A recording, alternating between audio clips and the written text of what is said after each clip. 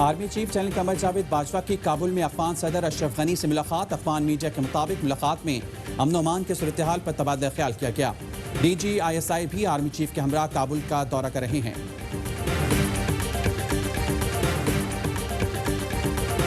असासा जात money laundering case नैब लाहौर की शहबाज शरीफ से 1.25 घंटे तक पूछकर। जराये के मुताबिक नैब टीम ने अहम सबूत सामने रखे, सख्त सवालात पूछे।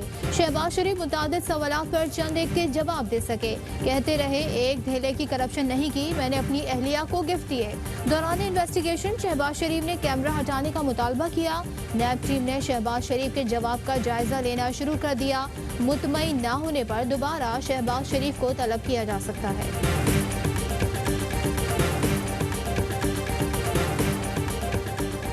शहबाज शरीफ ने मुल्क की खजाने को घर का माल समझकर उड़ाया। इनकी कानून के शिकंजे से बचने की तवक्को खाम ख्याली है। फयाज चौहान कहते हैं, शहबाज शरीफ के हवारियों को चीनी स्कैंडल पर एक्शन चुभ रहे हैं।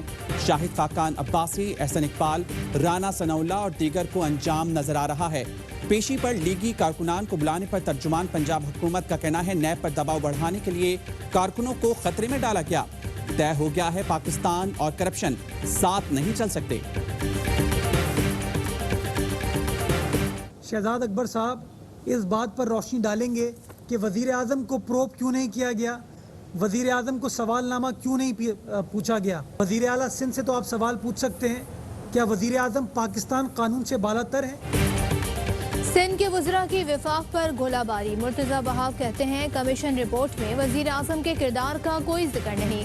वज़ीर आज़म उनके 2 दर्जन वज़रा और शहजाद अकबर से जो सवालात पूछे, जवाब अभी तक नहीं मिला। शहजाद अकबर कहते हैं, नैब में बड़े केसेस भेजे जा रहे हैं, हमारे सवालों के जवाब तो दे दें। नासिर शाह ने कहा, विफाक से जो मिसाइल और PRC का डेटा मांगा है, 20 साल में किसने कैसे नौकरी ली, इंक्वायरी होगी, किसी के साथ कोई ज्यादती होगी, ना हक छीना जाएगा।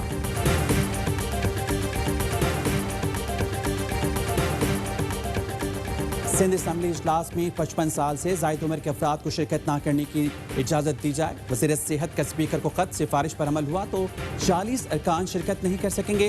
वज़ीर सेहत खुद भी शरीक नहीं हो सकेंगी। स्पीकर आगा सिराज दुरानी, सूबाई वज़ीर नासिर हुसैन शाह भी नहीं आ सकेंगे। PP के 27, MKM के 6, PTI के 4 और GDA के 3 अरकान भी शिरकत नहीं कर पाएंगे। 40 अरकान की अदम मौजूदगी से बजट इजलास मुतासर हो सकता है।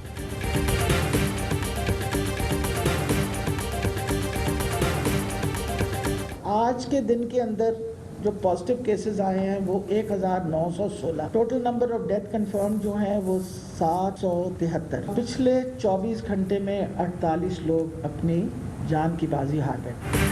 पाकिस्तान में कोरोना तेजी से फैलने लगा। 24 घंटों में रिकॉर्ड 105 मरीज चल बसे। अमवात की तादाद 2172 हो गई।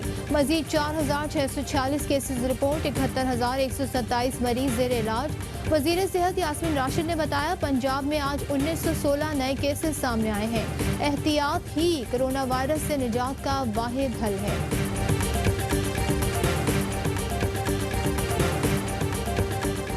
वफाकी वज़ीर असद उमर की ज़ेर सदारत NCOC का इजलास। NCOC ने कोरोना ड्यूटी वाले तिब्बी अमले के लिए खुसूसी पैकेज तरतीब दे दिया। ब्रीफिंग में बताया गया, SOPs की खिलाफ वर्जी पर कार्रवाइयाँ जारी हैं।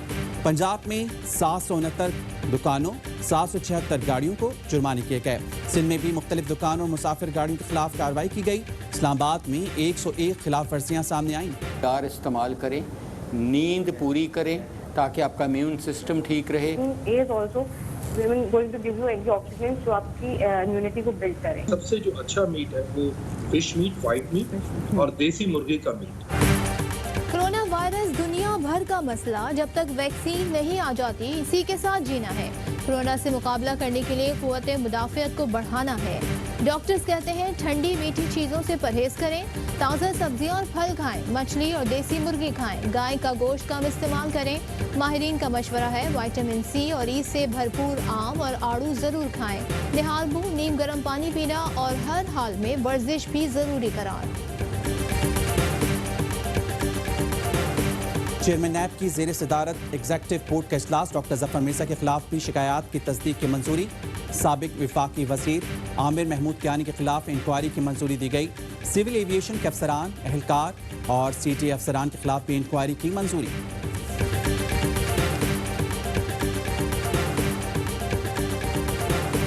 लियारी में मुनहदिम इमारत के मलबे से मजीद 4 लाशें निकाल ली गईं। जाँ बहक अफराद की तादाद 13 हो गई, 10 जख्मी जेरे इलाज। डीजी रेंजर सिंध का जाए हादसा का दौरा, इमदादी कामों का जायजा लिया। कहा मुश्किल घड़ी में और गम में मुतासरीन के साथ हैं। डीजी रेंजर्स की हिदायत पर रेंजर्स एहलकार इमदादी कार्रवाइयों में मसरूफ। पाकिस्तान पे सर्जिकल स्ट्राइक्स की बात कर रही हैं। मैं अमित शाह को वाज़ेह पैगाम देना चाहता हूं कि अगर पाकिस्तान के खिलाफ उन्होंने सर्जिकल स्ट्राइक या जारियत की तो हम तुम्हारा मुंह नहीं चूमेंगे, फौरी जवाब देंगे। नरेंद्र मोदी की एक और गीदड़ भभकी, पाकिस्तान में एयर स्ट्राइक की धमकी दे दी, पाकिस्तान का भी भरपूर जवाब। वज़ीर ख़ारजा शाह महमूद कुरैशी कहते हैं भारत हमाकत ना करना, पाकिस्तान अपना दिफा करना जानता है, मुंह तोड़ जवाब देंगे। मोदी सरकार अंदरूनी हालात से तवज्जो हटाने के लिए पाकिस्तान को धमकियां दे रही है। वज़ीर इत्तलात शिबली फराज कहते हैं भारतीय जबर कश्मीरियों के खुद इरादियत की जदोजहद का रास्ता नहीं रोक सकता। भारत का इंतहा पसंद चेहरा दुनिया पर बेनकाब हो चुका है।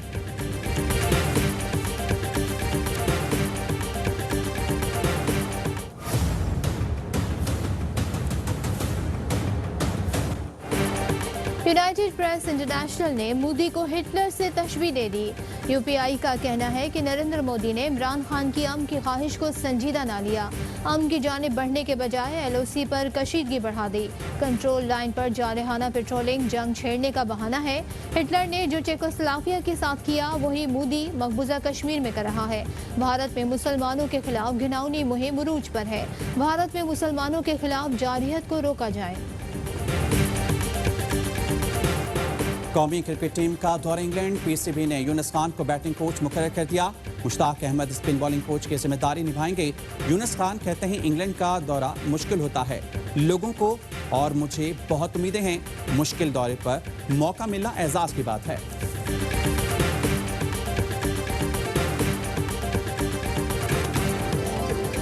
और पाकिस्तान में 1 ग्राम सोने की कीमत 8,961 रुपए 78 पैसे हो गई। 1 मिलीग्राम सोना 8 रुपए 96 पैसे का हो गया। यूएई में 1 मिलीग्राम सोने की कीमत 20 फेल्स हो गई।